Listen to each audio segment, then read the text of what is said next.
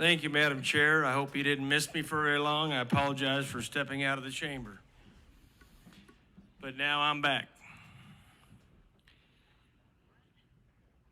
I want to express my deep concern for this overreaching, what I would consider unconstitutional legislation prohibiting the carrying of firearms in any spaces, but particularly what is defined in this as sensitive spaces. You know, I don't even know what sensitive is, but it's defined in certain ways. Now, I will tell you that firearms are important for safety and security, whether you are a law enforcement officer or you are just a citizen with the proper training.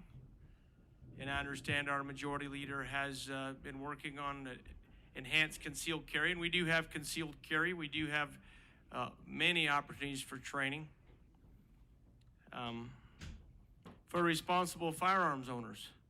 But this prohibition that's brought forth by this bill truly infringes upon an amendment that is supposed to not be infringed upon. Now, many of you were not here about 2 years ago or 3 years ago when a constitutional carry bill was offered. Does anybody remember that by a show of hands? I do. Yeah, a colleague of mine brought it forth.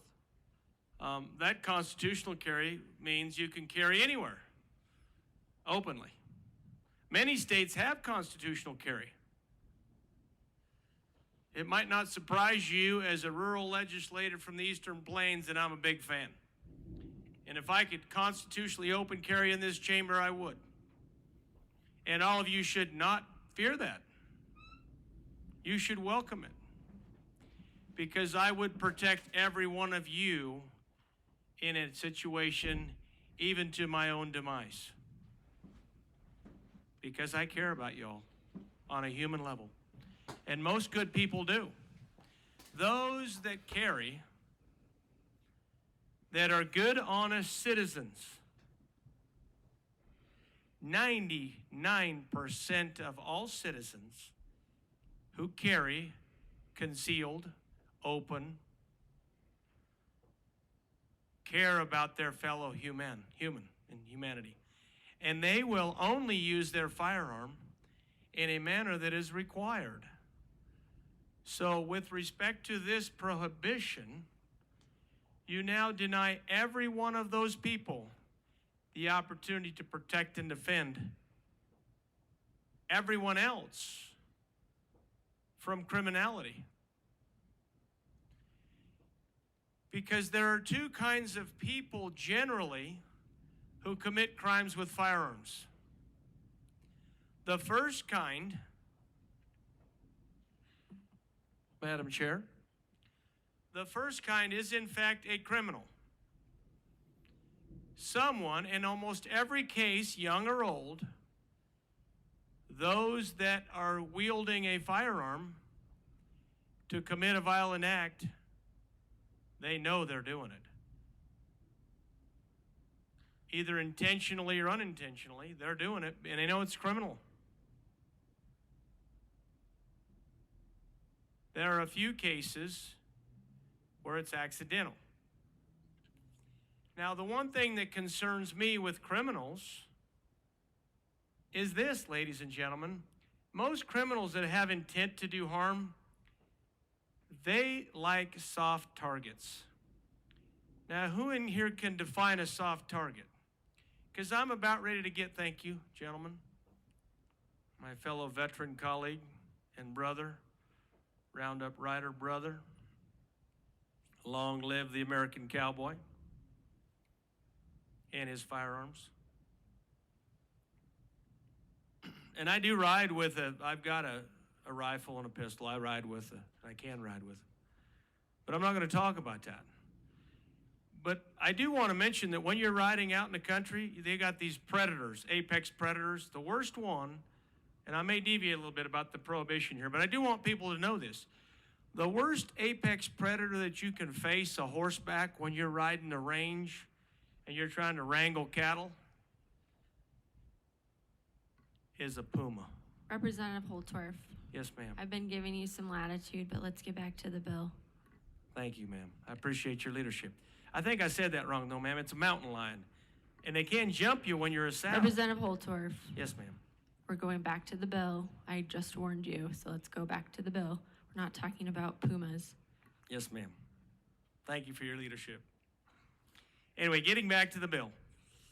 So there are times when you need to have a firearm. I'm trying to make my point in my kind of Western lore way, because it's an important point. There are times when you need to defend yourself from a threat, whether it's got 4 legs or 2 legs. And if you have a firearm, it is a game changer for you. If you know how to handle a firearm.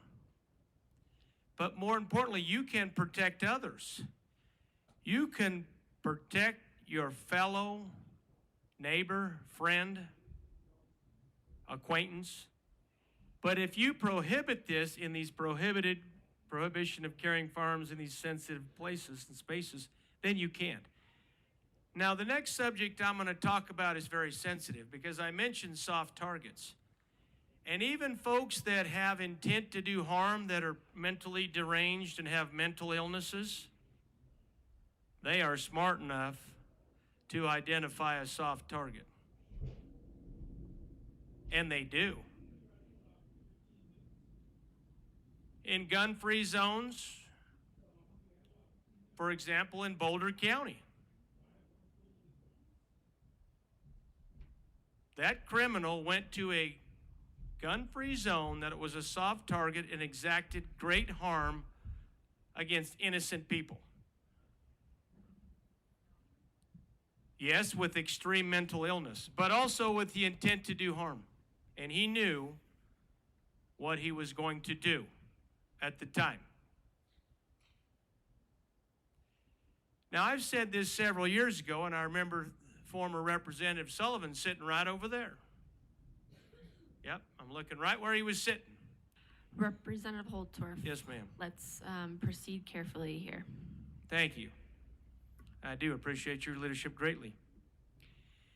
But I did mention in that day, on that fateful day, one red-blooded, gun-toting, concealed carry citizen, properly trained, would have ended that incident very quickly. Very quickly.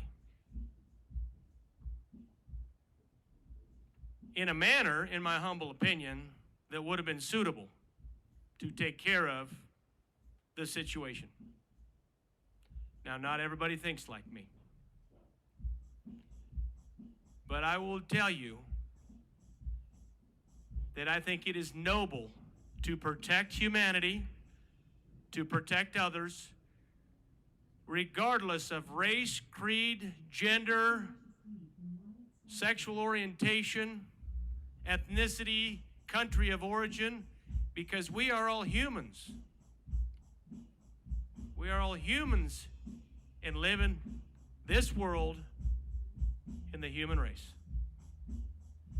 Now, I've been passed some information that I must exact attention on, Madam Chair.